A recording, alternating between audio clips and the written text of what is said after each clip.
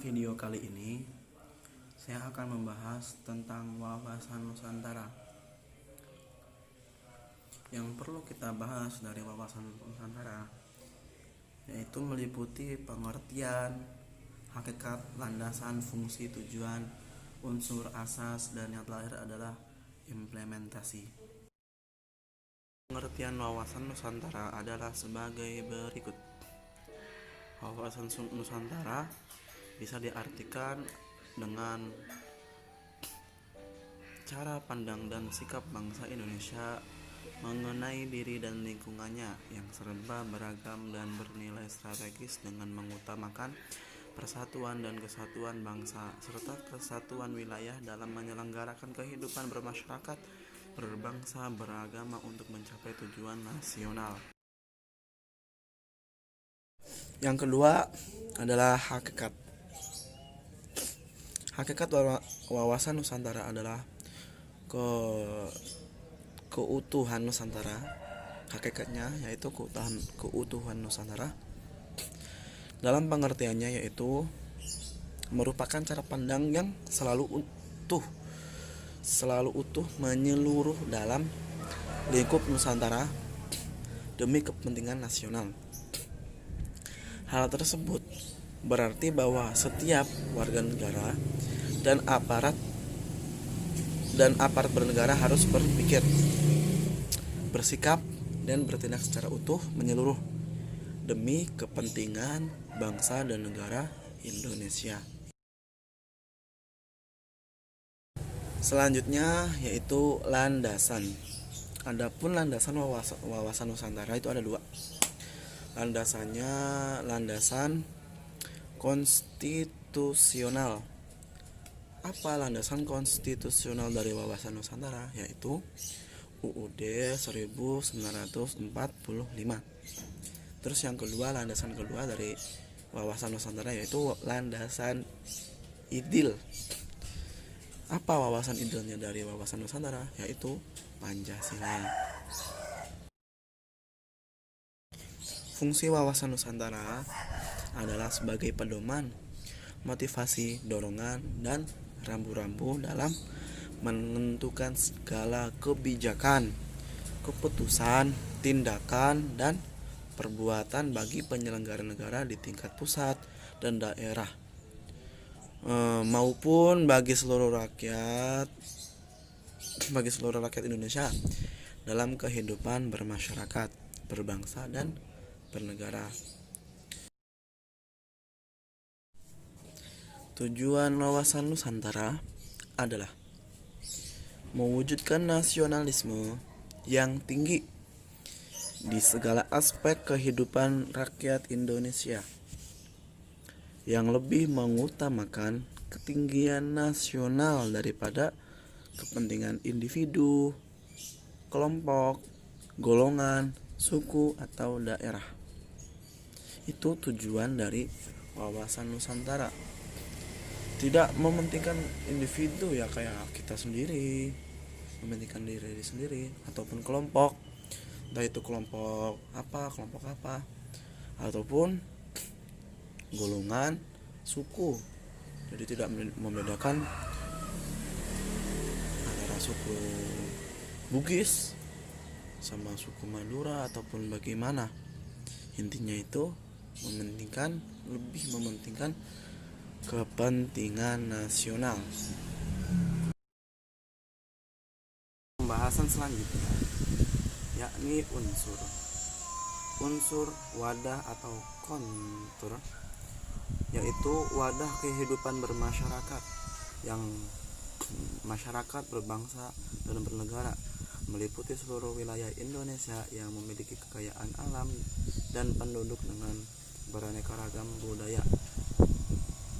Terus isi atau konten adalah aspirasi bangsa yang berkembang di masyarakat dan cita-cita serta tujuan nasional yang terdapat dalam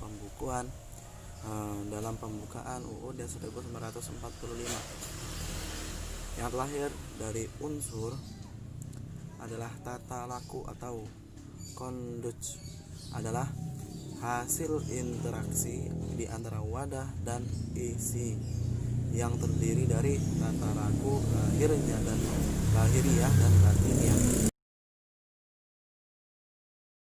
Asas-asas wawasan Nusantara meliputi kepentingan yang sama, keadilan, kejujuran, solidaritas, kerjasama, dan yang terakhir kesetiaan. Terus implementasi, mengembangkan kehidupan bangsa yang serasi antara masyarakat yang berbeda, baik budaya maupun status sosialnya, dan daerah dengan tingkat kemajuan yang sama, merata, dan seimbang dengan kemajuan bangsa.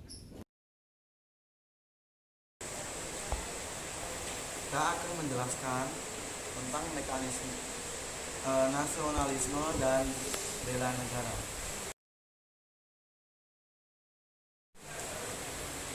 Pengertian nasionalisme. Pengertian nasionalisme yaitu suatu paham kebangsaan dari masyarakat pada suatu negara yang mana memiliki kesadaran dan juga semangat akan kecintaan tanah air, dan juga bangsa yang mana diwujudkan dalam bentuk sikap dan tingkah laku baik dari masyarakat ataupun individu.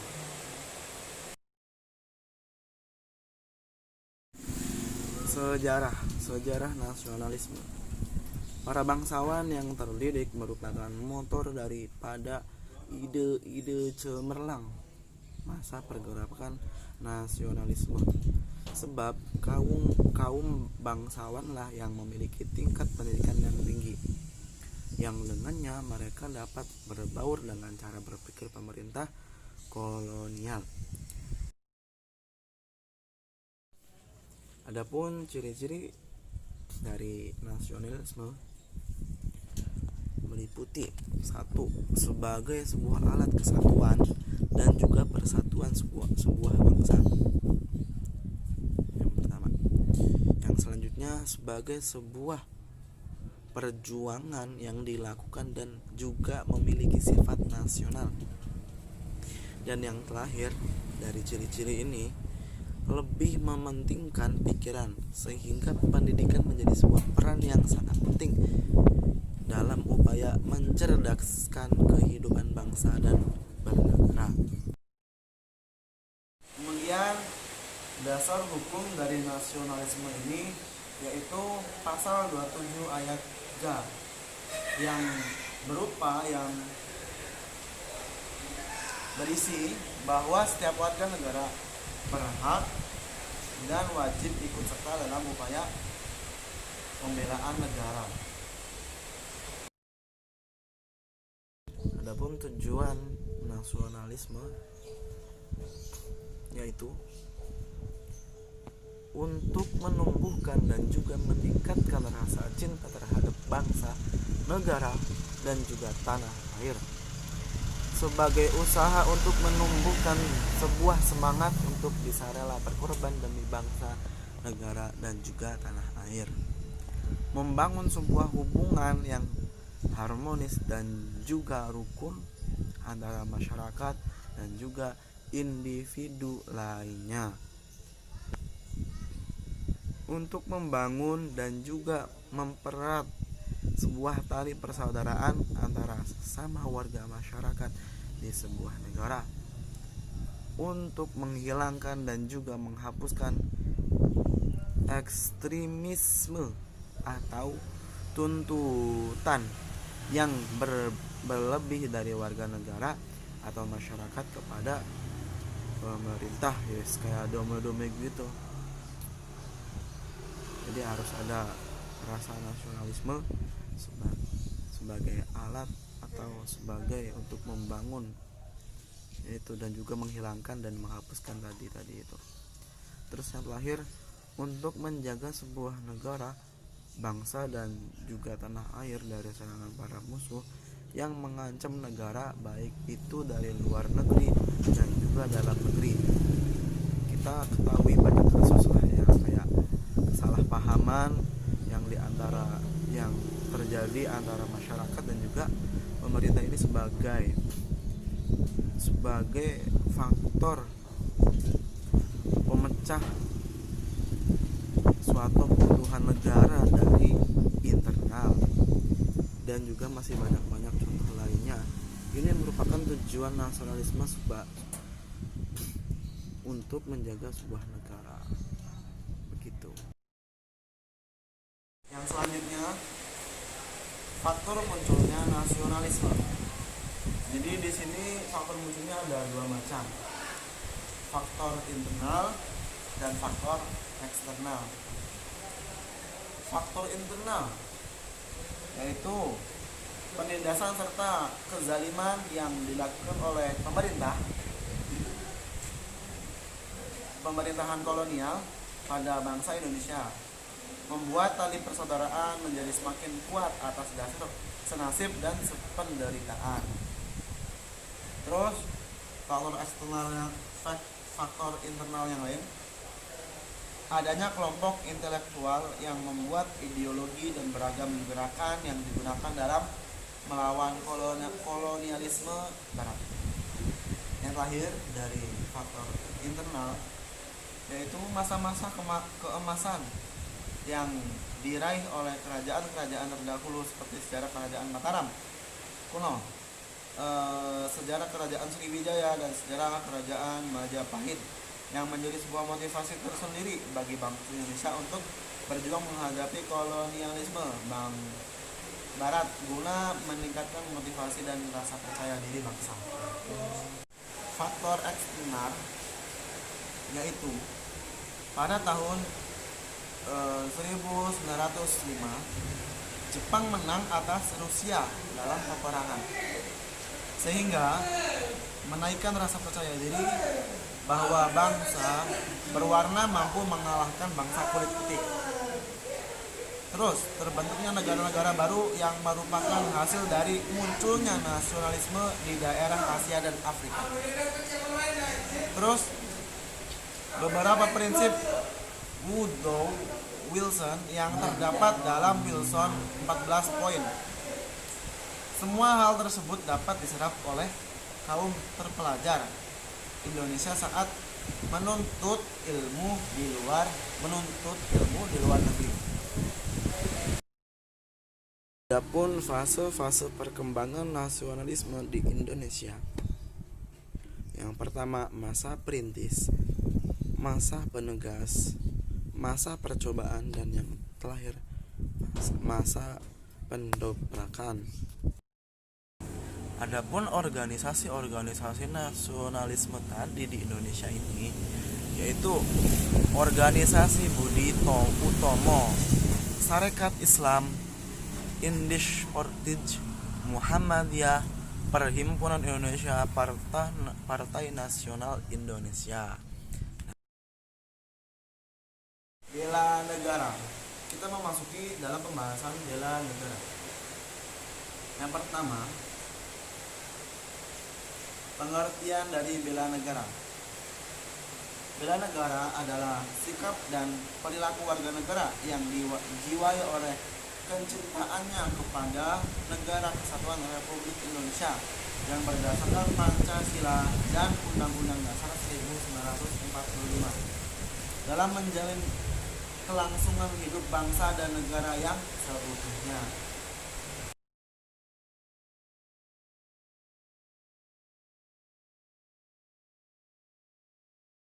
Unsur dasar bela negara. Adapun unsur-unsurnya yaitu cinta tanah air, kesadaran berbangsa dan negara, yakin akan Pancasila sebagai ideologi negara, rela berkorban untuk bangsa dan negara, yang lahir memiliki kemampuan awal bela negara.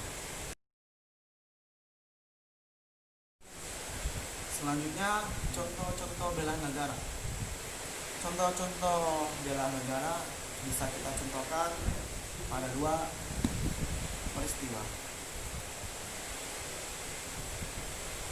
Yang pertama, kesadaran untuk melestarikan kekayaan budaya, terutama kebudayaan daerah yang beraneka ragam, sehingga hal ini bisa mencegah adanya pengakuan dari negara lain yang menyebutkan kekayaan daerah Indonesia sebagai hasil kebudayaan asli mereka. Terus yang kedua, untuk para pelajar bisa diwujudkan dengan sikap rajin belajar sehingga pada nantinya akan memunculkan sumber daya manusia yang cerdas serta mampu menyaring berbagai macam informasi yang berasal dari pihak asing. Dengan demikian, masyarakat tidak akan terpengaruh dengan adanya informasi yang menyesatkan dari budaya asing. Adapun dasar hukum bela negara. Jadi suatu apapun itu harus mempunyai dasar. Lah, bela negara pun mempunyai dasar. Adapun dasar-dasarnya sebagai berikut.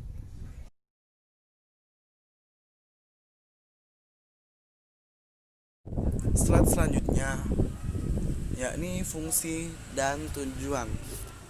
Jadi ada keterkaitan ya antara fungsi dan tujuan.